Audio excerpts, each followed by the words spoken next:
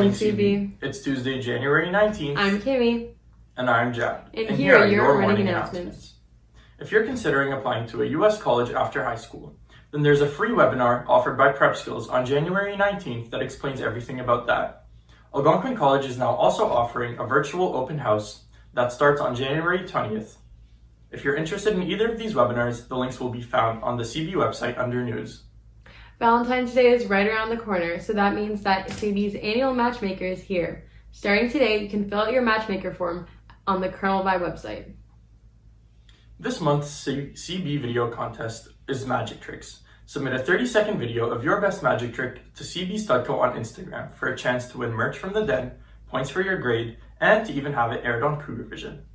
Be sure to follow OPH guidelines and help stop the spread in the recent surge in COVID-19 cases. There will now be virtual CAST office hours every Tuesday and Thursday from 2 p.m. to 2:30 p.m. Students are welcome to come in and ask any questions they may have. That's all from us today, CB. Now here's your sports desk.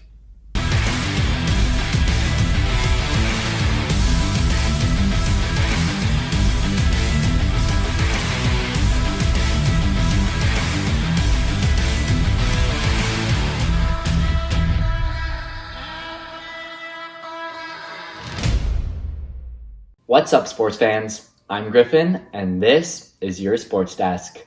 We know times are tough for athletes all around the world with what's going on right now. Luckily, Jad got the chance to sit down with a sports psychologist to speak about what athletes can be doing to keep their morale and performance up during these times. Let's go check it out. Thanks, guys. I'm here with Sarah Royer, who's a psychotherapist that specializes in sports psychology. How are you doing today, Sarah? I'm good, thanks. How are you? I'm doing pretty well, too. So today I'm just going to ask Sarah about a few questions about how sports psychology works and some of the measures they've taken to adapt to COVID-19. So Sarah, what are some of the most recurrent or common issues that you notice athletes need help with?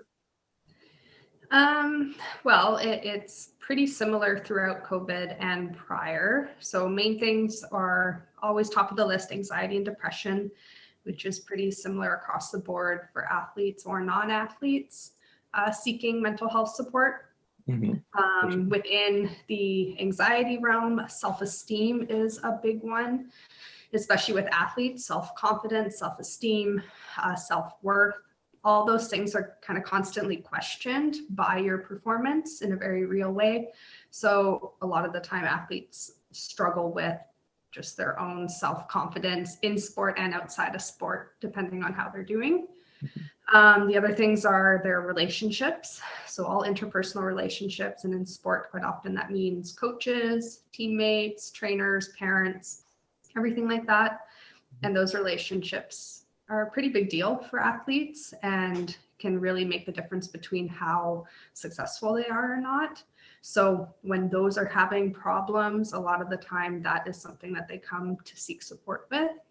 And then the things that are just really related to sport itself, like mental resilience, preparation, different things like that, that they just want to become higher performers. Mm-hmm. For sure. Thanks.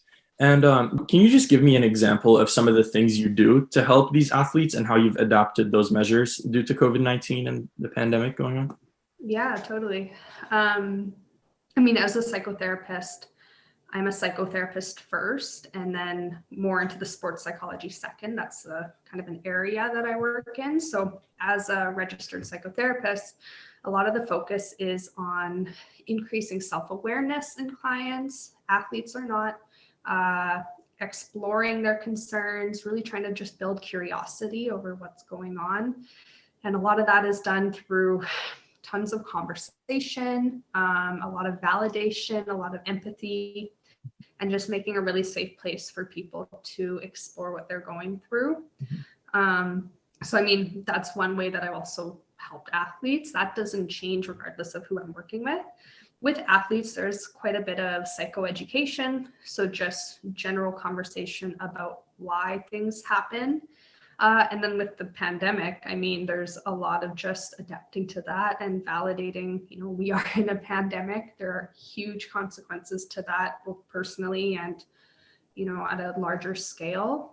So putting a lot of emphasis on the impact of that and how real it really is. For sure. Yeah. So, do you think different sports require a different mental approach and different treatments? And if so, can you give me an example of that?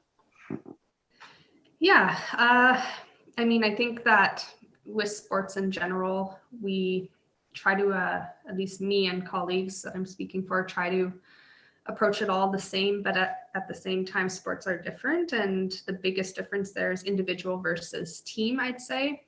Mhm. For the most part, you approach mental health as mental health and competition as competition. But when it comes to like tennis, where it's you and your coach versus soccer, where there's you and 20 other people with a couple coaches, there's a lot of differences with the relationships you have to build, with who you're competing against day to day, with the sort of interactions you have to have.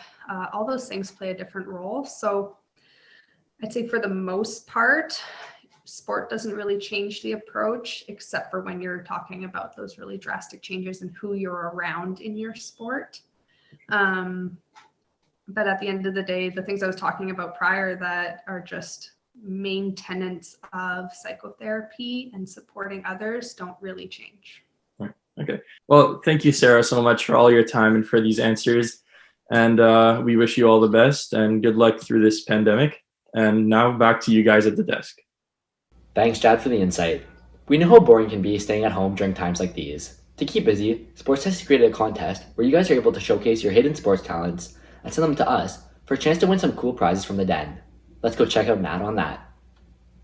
What's up, Cougars? It's time for you to show off your sports skills. Take a video of yourself doing a skill, and the person with the best skill receives a care package from the Den. You have until the 29th to submit your videos to sportsdesk2021@gmail.com.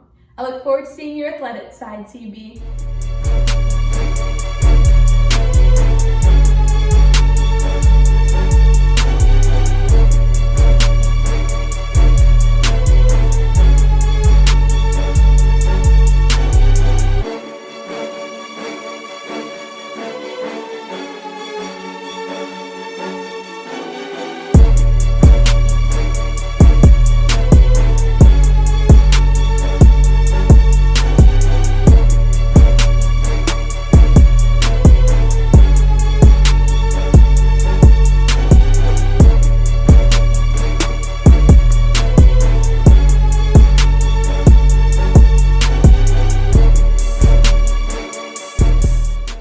Get those clips in, Cougars.